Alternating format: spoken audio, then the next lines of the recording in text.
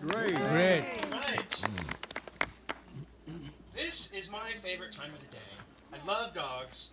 I love working on this program, but I have to admit something to all of you. I am not the dog expert. I am not the dog ranger. All the people who are setting all the stuff up in the back, the kennel staff, those are the dog experts. I am more or less here to distract you while they do all of the work back there. Okay? I'm a seasonal ranger. I move around from park to park. I was just talking to these folks over here about how I work in the Everglades National Park in the wintertime. I've only been here for 2 months in Denali National Park, and I'm just getting used to it myself. But wow, what a cool place. And yeah, sometimes I felt very cold when I first got here, but I'm getting used to it. And now a day like today feels very beautiful and warm to me. So, I need your help with something. Now, first of all, let me warn you, I had a really bad Alaskan-sized cold a couple weeks ago, and I still have this tickle in my throat that just won't go away, and so I have to cough every once in a while. But this is going to help set the mood, because I need you all to help me imagine, because I have never been here in the wintertime. I have never experienced my favorite temperature to talk about is minus 40 degrees. And you know why I like minus 40 so much? Thank you very much. I do not have to specify whether it is Fahrenheit or Celsius because we've got people from all over the world here, and minus 40 is minus 40 in either one of those scales. And it's also a common low temperature for the year in this part of Alaska. So almost every year it gets down to minus 40 degrees. And that's where our story begins. So I need you to imagine, even if you're like me and you've never experienced it before, imagine minus 40 degrees. Give me a little shiver. Give me some cold sounds, like rub your hands together, give me some wind or something like that. And then imagine that the year is 1925, and we are in Nome, Alaska. And a doctor in Nome, Alaska has just diagnosed somebody with the disease diphtheria. We have a vaccine against that now. It's not a big deal today. But back then, it was a death sentence, and it was an extremely dangerous epidemic that could kill potentially thousands of people in Nome. And there was no readily available vaccine at the time, but there was a special type of medicine called an antitoxin or serum that could treat diphtheria. However, Nome only had a couple dosages of it, and after that, they knew that they were in deep trouble. So the doctor there frantically telegraphed the public health service and said, "We need serum sent to us immediately." But the problem was, it was January, and all of Alaska was minus 40 degrees. And during that time, that means that the ports in Nome were all closed. Everything was frozen in. The roads were frozen in. There were only a couple planes in Alaska in 1925, and they had water-cooled engines. That doesn't work when it's minus 40 degrees out. And the planes were out of commission for the winter. The only way to get to Nome was by sled dog. And the closest place that you could readily access, did anyone come on the train up to Denali? Yeah. That train existed in 1925, and it went from Anchorage, not all the way to the Fairbanks, but it went to a place called Nenana, which is about 60 miles north of here. We could get medicine from Anchorage to Nenana, and then it was 600 miles of sled dog trail from Nenana to Nome. It normally took at least 3 weeks to get a sled dog across. So what did they do? They didn't have 6 weeks or 3 weeks or whatever it might take. They needed it as soon as possible. So they set up a relay of sled dogs. This was, a lot of times it was mail carriers who were the ones who were the sled dog experts. So they set up this relay in advance. The medicine came from Anchorage to Nenana in just a couple of days. And then they started sending it along. During that time, we had the coldest winter in at least 20 years. And it went from minus 40 degrees down to minus 62 degrees Fahrenheit, which is around minus 52 degrees Celsius. Extremely cold, plus gale force winds, which made the wind chill even colder.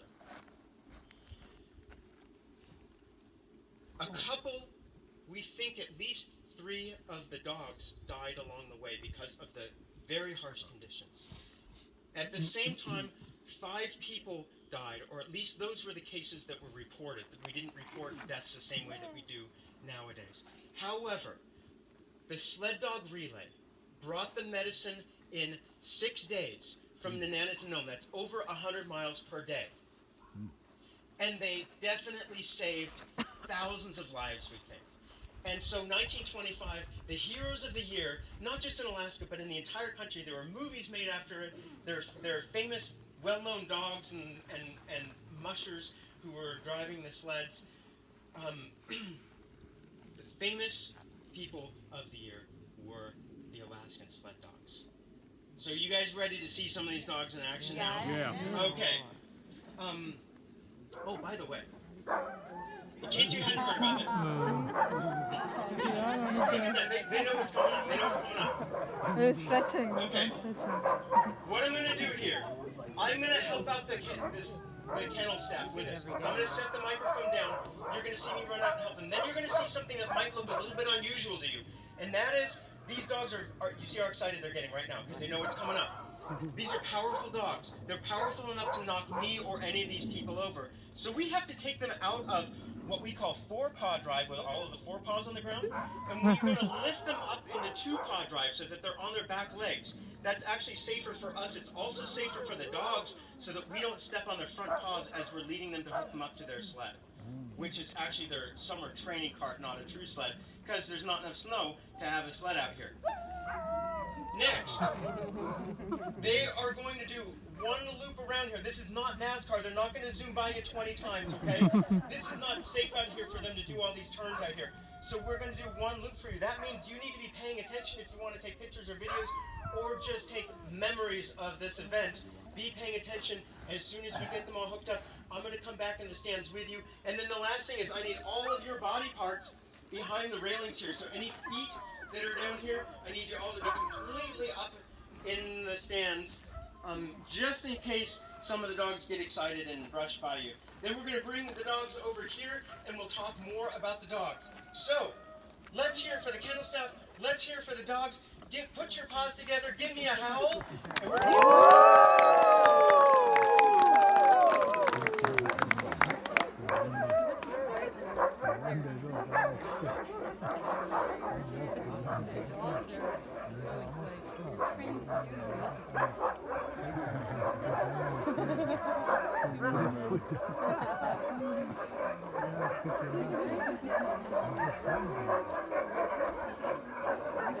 I don't know.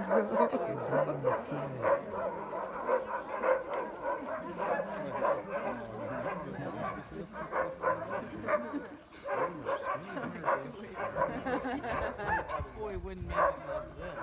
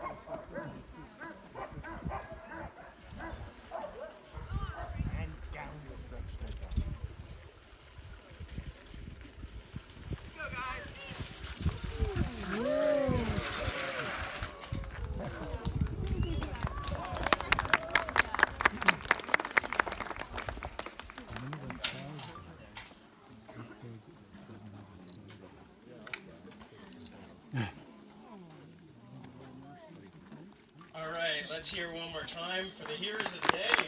Yeah. Jamie, our musher here, he's the real deal. You got big questions about sled dogs and what it's like to run these in the wintertime, talk to this guy here. Relieving himself there on the first show.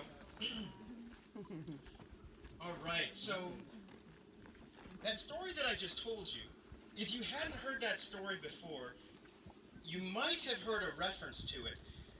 The trail that went from Nenana to Nome it passed through a small mining town named Iditarod.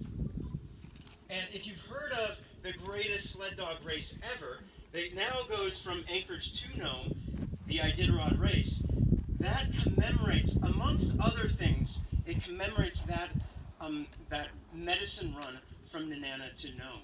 So that history stays a part of us. But these sled dogs have played a huge part beyond that in the history of Alaska and in the history of Denali National Park. So starting probably thousands of years ago, sled dogs were powering the natives in this area, the Athabascan tribes that lived in this area right here. Sled dogs also powered the French fur traders. They powered the first ascent up Denali Mountain. They powered the gold rush here in the turn of the century from the 19th to the 20th century. And after the gold rush, we had a giant population boom in Alaska. And that population boom had a lot of hungry people who needed meat. And guess where they got the meat from? They were getting it from the mountains out here around Denali. Market hunters were taking down a lot of animals, and conservationists started to come in to study the effect on the animals in this area in the Alaskan range. One conservationist in particular, named Charles Sheldon, used sled dogs to study the animals. In particular, he studied the Dall sheep. That is the white sheep that is the symbol of our park. He uses information to lobby for the creation. What are you doing down there? He lobbied for the creation of Denali National Park, which became established in 1917, which makes Denali 100 years old this year. So happy birthday, Denali National Park. Now behind me over here, I have some displays that show the sled dogs' role in the history of Denali National Park. So the early years in the park, our first superintendent, Harry Carstens, he single-handedly had to patrol the entire park by himself. Eventually got some people to help him out. But guess how he did it all? He did it all by using sled dogs. He was an expert sled dog musher. So these antlers behind me represent the animals that were saved by sled dogs in the early days of the park. Later on, poaching wasn't as big of an issue in the park, and we used sled dogs to help with infrastructure in the park. So help build bridges, help build roads, and then when bridges fell apart and washed away, they would take the trash out. And this is actual trash from old bridges that sled dogs carried out of the park to keep that park pristine for all of us. So sled dogs did this. Now today, they still help out with building things, but one of the big things is we have a lot of scientific research going on in the park. A big project that's going on right now is a project on soundscapes, on listening to natural and man-made sounds and how they affect the park. And so scientists have all this equipment like this here, and how do they get that out deep into the wilderness of the park? They get it out there by sled dog.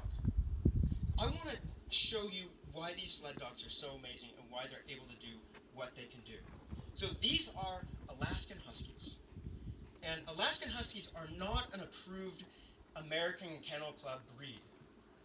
You might have heard of Malamutes or Siberian Huskies. Those are AKC breeds, but these are not. And the difference is that the AKC breeds are bred by lineage and by appearance. Alaskan Huskies are bred by performance. So we breed these dogs to do one thing and do it better than anyone else can do it, and that is to pull sleds. These particular ones that we use are freight-style Alaskan sled dogs. There are also racing-style ones, which are stronger and faster, but these guys can pull the heavy loads. So let's look at one of these. Maybe I wonder if I can borrow Lucky. I'll tell you more about Lucky here. How you doing, Lucky? Will you stand up for us? If not, we'll use Lucky down on the ground here. He's enjoying his bone too much. So I'm going to show you a couple of things that Lucky has on him. So first of all, obviously he's got this thick coat of fur, and about a month ago, Lucky had even more, and he shed a lot of it off of him. He's got thick fur. He can easily, comfortably handle the minus 40 degrees that we were talking about, and even lower than that. But once the temperature drops lower, we have to protect them. Maybe give them little booties to keep ice from forming in their toes around that temperature.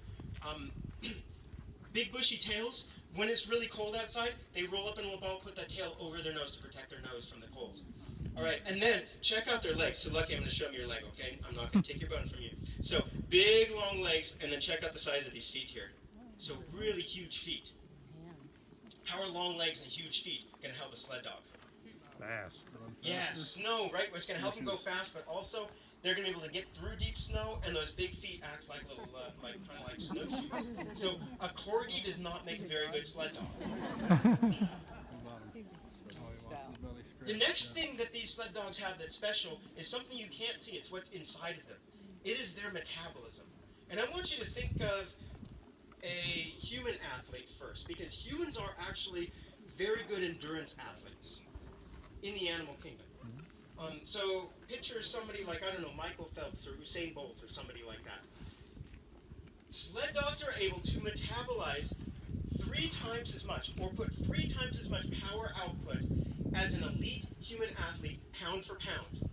Also, pound for pound, they are the most powerful draft animal on the earth, more powerful than horses, or mules, or any other draft animal you can think of. So, they have something special inside of them that enables them to put out a massive amount of power. Now, even though these guys are maybe the third the weight of an elite human athlete, since they're 3 times the metabolism, each one of them is like,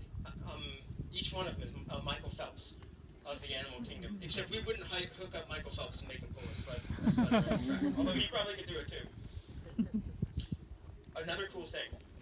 Humans metabolize sugar in our bloodstream. We store it as glycogen in our liver. When those storages go out, we crash.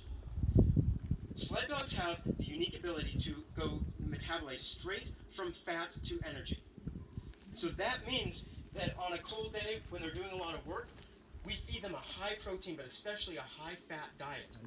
While they're out on the trail, we'll even give them fat treats, and they turn that fat directly into energy. Is anyone jealous of that? Yeah. Imagine if you could just eat French fries, deep fried stuff, and just power yourself. But instead of us athletes, we have to be really careful about eating special sugar things and that type of thing, and then our blood sugar crashing and all that. So absolutely amazing athletes. But why do we still use them today? Because clearly you can go further in a car, right? And this is actually something that was asked even in 1935. Cars started to take over the job of, or motorized vehicles started taking over the jobs of sled dogs. They had some snow jeeps in the 1930s. And I love this quote from a park ranger who was asked about the comparison between the two. And he said, well, you can go further in a snow jeep in the wintertime, but the sled dogs don't have problems with their carburetors when it gets cold.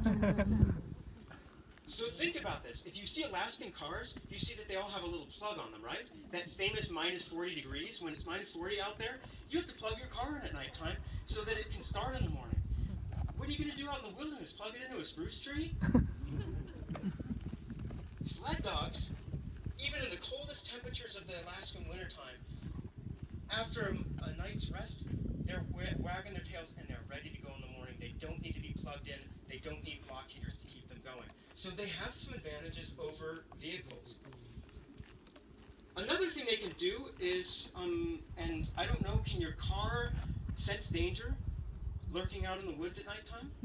Can your car find its way to safety through a blizzard whiteout? Because sled dogs can do that. So other advantages of sled dogs. The biggest reason, though, why we have sled dogs in this park is the mission of the National Park Service, which is to preserve the natural but also the cultural history of our park and of our country. And so these sled dogs play such an important cultural role, such an important role in the history of a park. We are preserving that history by having these sled dogs so that you and so that I can enjoy these sled dogs. So I'm so glad that we keep these dogs here for that reason. And then also for natural history, the inner and original 2 million acres of Denali National Park, it's now 6 million acres total.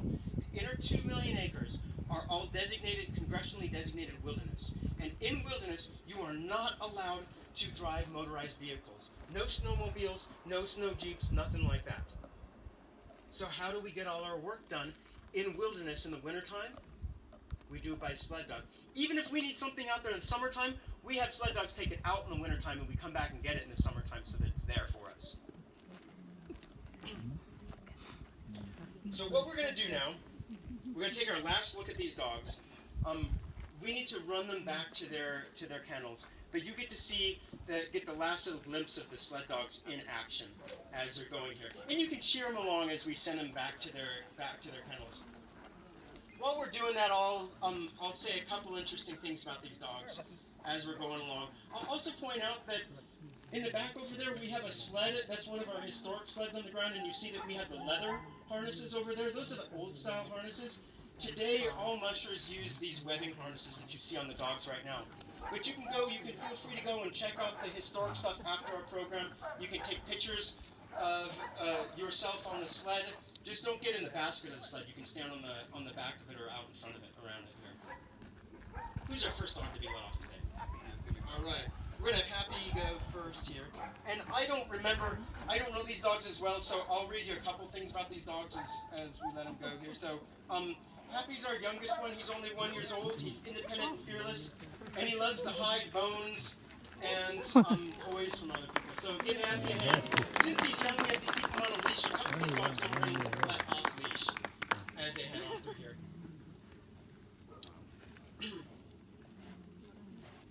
We have a program with our sled dogs that people who work around here can volunteer to walk our sled dogs during the summertime because we can't get them to exercise on sleds. And so I do that program, and Lucky, who's coming up next, is my dog. He runs me. And so this is our program also to keep the rangers in good shape. Last time he took me out on a 7-mile run, and my feet are still sore from that right now. So let's give Lucky a hand as he heads back. All right, Look at all the dogs. He's running. Lucky is like a freight train, and he's a real typical boy dog. He just loves to pee on everything. All these dogs apparently do. All right, looks like we got Summit going up next. Summit's a big talker, likes to make a lot of noise, howls during feeding, and apparently he loves it. He's watching the birds. Let's hear it. Summit takes off there.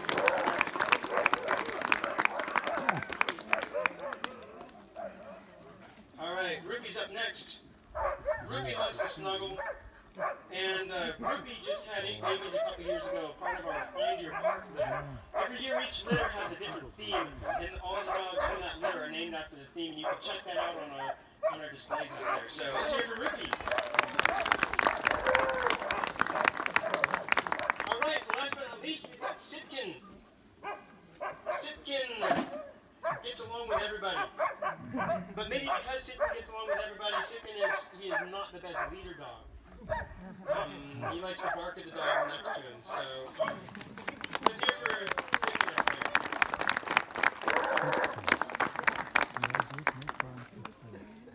there. Okay. Before I let you go, I got to make a couple announcements, so don't leave the stands yet. So first of all, like I said, we'll have about 10 minutes afterwards before the first buses leave. We'll make announcements for that. So you don't have to run out to the buses if you want to spend a little bit of time looking at stuff. Next, if you look back there, you'll find out that I actually kind of lied to you guys a little bit. Because I told everyone you can't feed the dogs, right? But there is one dog, and you see Buck over there? You can feed Buck. Yeah. It turns out Buck has a specialized diet of green paper and silver coins. Anything that you choose to feed the Buck, we promise stays to the care of the animals in the kennels here. And finally, I hope everyone here appreciates the amazing role in history and the synergy between dogs and humans that this park preserves by having these working kennels here. If you're not a dog lover, that's fine. You don't have to be. Go home, give your car a hug, pat your car on the hood, and see how your car reacts to you, okay? I don't know. If you are a dog lover, though, or if you appreciate what these animals do for us in Alaska, go and give a dog a hug. And see if that dog doesn't wag its tail in anticipation of taking you on your next big journey, be that around all of Denali National Park, or maybe just a little walk around the block. And as you leave here today, salute these animals, our happiest and fuzziest federal employees. We call them our bark rangers. Salute these animals for their federal service, and I promise you that they will thank you in return. Thank you.